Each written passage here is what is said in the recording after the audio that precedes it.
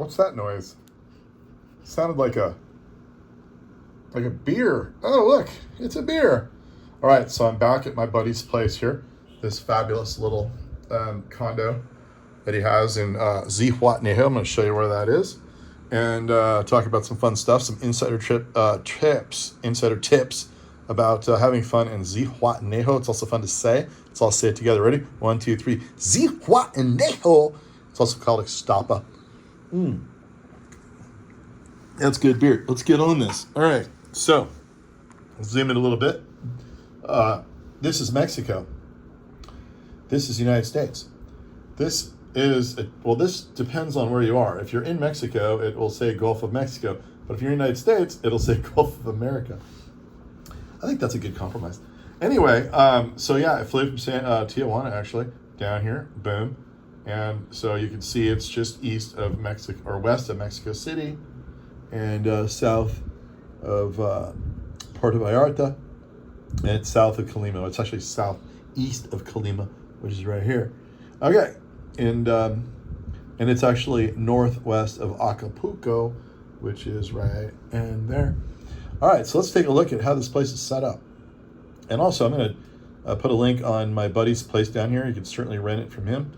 He's a really good friend. He couldn't be here. He's half the fun of why I come here. So now I have to just entertain myself. And half my entertainment usually is related to his awesome jokes and his complete clownery, which I count on for quite a bit of my smile wrinkles.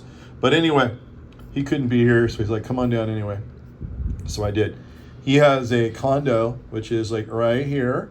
And this is the little harbor. This is where all the boats are. It's where the fishermen come in. You can buy fish right off the beach here. There's a great little place. You can grab some beers and have some food right there, actually. So remember that. Okay. And then, so I decided today, the more beautiful beach actually is over here. It's called La Ropa Beach. La Playa Ropa. Ropa means clothes. So normally I would go to La Playa Sin Ropa, but they don't have one here. I don't know why. But it's this big, long, beautiful beach. All these beautiful hotels and everything are here. So I went there yesterday, hung out on these rocks. You might have caught my video with me eating the coconut that was right here in these beautiful rocks. And I swam out in these rocks, and I looked at these beautiful homes on the cliff above the rocks. And I thought, you know what? Tomorrow I'm going to swim this whole section here. So I decided to walk down the street here, to this street, to here. And then I had walked down this beautiful pathway. There's a beautiful pathway you can walk all along the water, all through here. Of course, I didn't have my phone because I'm going to be going swimming, right? So, but I want to show you how this all works. And you get out to here. And right about here, I saw a guy, right here actually, right there where the beach ends. There was a guy that was cleaning, well, he wasn't cleaning, he was just he had gone out here and got all kinds of oysters. And he had a bunch of oysters. And there was a woman talking to him. And I kind of realized the woman had a little badge on and everything. And I realized that she was like an environmental regulator. So she was, I'm not sure if she was like hassling him. I think she was. I couldn't really understand it. And he basically separated all of his oysters. And all the ones that were perfectly shut, he put them in one pile. He's going to sell those to the restaurants.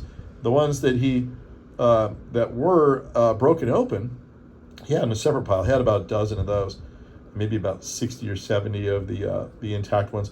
He had a few little starfish that had gotten caught in there, so I walked him back to the water, put them in the water. But anyway, I started realizing that maybe I shouldn't ask to buy these oysters until this woman left, because she looked like she was some kind of regulator. Well, she finally left, and I asked the guy, I'm like, hey, what do you sell these things, you know? And he's like, yeah, I'll sell you 150 pesos, which is about $12 for a dozen. And I'm like, well, I only have 50 pesos because I only got enough pesos to take a taxi back, actually the little bus. And so then he said, okay, so how about 4 of them for 50 pesos? So he gave me 4, gave me a plate, and I asked him, is it legal for you to sell these? He's like, I kind of figured it wasn't. And he kind of said so. He said, so go walk around the corner. He said, don't eat them over here. So I walked around the corner, And I went all the way out this pathway, all the way to this spot here. It's a really beautiful spot. That's where I ate my beautiful oysters breakfast for 50 pesos, which is like about $2.50. They were the best oysters I've ever had in my life, with a little bit of lime and hot sauce. So then I started climbing out on all these rocks with the intent to dive into the ocean over here and swim to Playa Europa. And so I got out here and I'm looking at, there's one little spot that had about 3 foot of water. I had to wait for a wave to come in to get in without hitting the rocks. So I waited. But then I looked back and I see that regulator lady walking out here. And I'm like, oh no. She was watching us and she saw the deal go down. Now she's going to come and ask me questions and get this guy in trouble. So as soon as I saw her, I dove in the water with my sombrero and my shirt I was wearing. And you have to be careful because there are sea urchins here. I had my little reef shoes and I swam. And these homes are just beautiful up here looking down, especially these ones here. And I got all the way to here. She stood there and watched me a long time until I was pretty far out. And then finally she walked away. And I swam over here. These people up here were freaking out that I was in the water. In fact, they were right here. And so I just waved at him, gave him the peace sign. The guy told me to come in.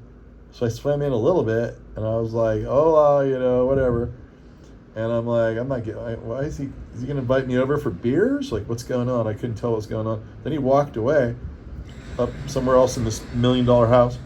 So then I kept swimming. I swam through these rocks and I got over here. No, I went further. I was oh no. I was way over here. So I come around the corner. Here's Playa Europa. And then I decide I'm going to jump off this rock. This rock's about 20 feet above the water. It's a beautiful rock. All the pelicans hang out on it. So I'm looking at it and I found a little ledge you can like climb up on. And it had a bunch of sea urchins on it. So I took my shoe off. I started knocking the sea urchins off this little ledge, so that I could access this rock and climb up and do my big jump in this deep water right here. That's where it's nice and blue.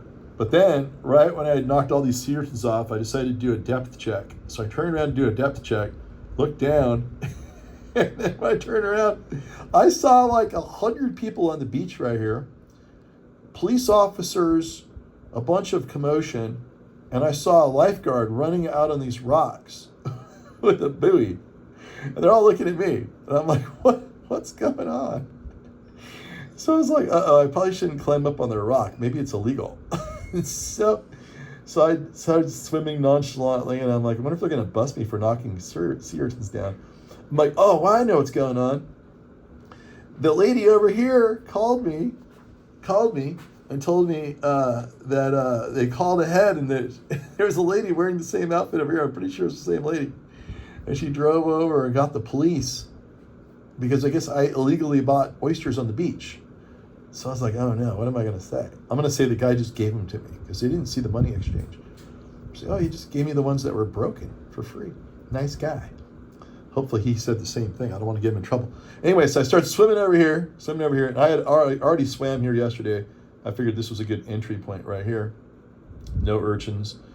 And fairly deep enough to kind of dive in off the 4-foot rock and enter, and then you could climb out a little bit of a natural stone staircase.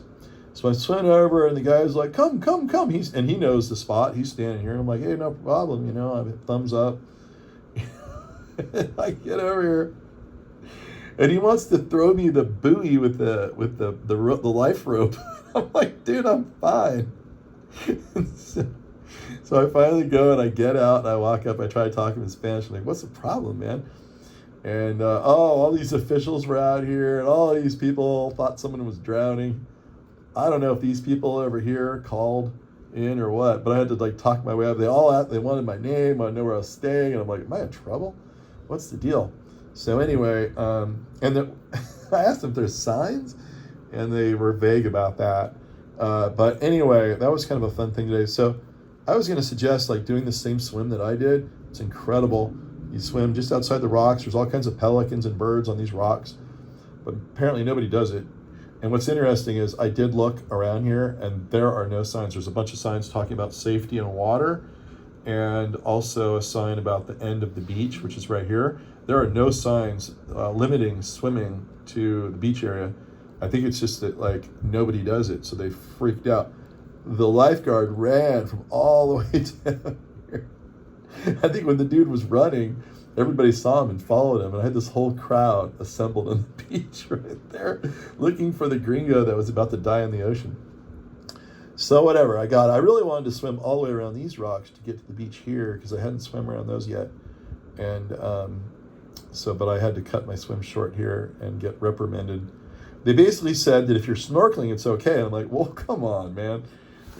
As Joe Biden would say, just if I have a snorkel on, I'm gonna be okay. Like, what kind of craziness is that? So then he said, well, you should have like I think a buoy, a swim buoy, which is the orange or yellow buoy behind you to show people where you are. Because there's a boat right there. Boats do come by here, but I was hugging the shore. No boats were going to be brave enough to go where I was swimming. I like to really swim along the edges of all these beautiful rock formations. You can read the ocean. You can see how deep it is. And even though there's urchins, you just keep your feet up and your hands up and be very careful. And I was also looking for rocks to dive off if I could find them. Right here, this is a classic 25-foot jump right into there. I was all scared. I spent a whole bunch of time getting those urchins off for no reason.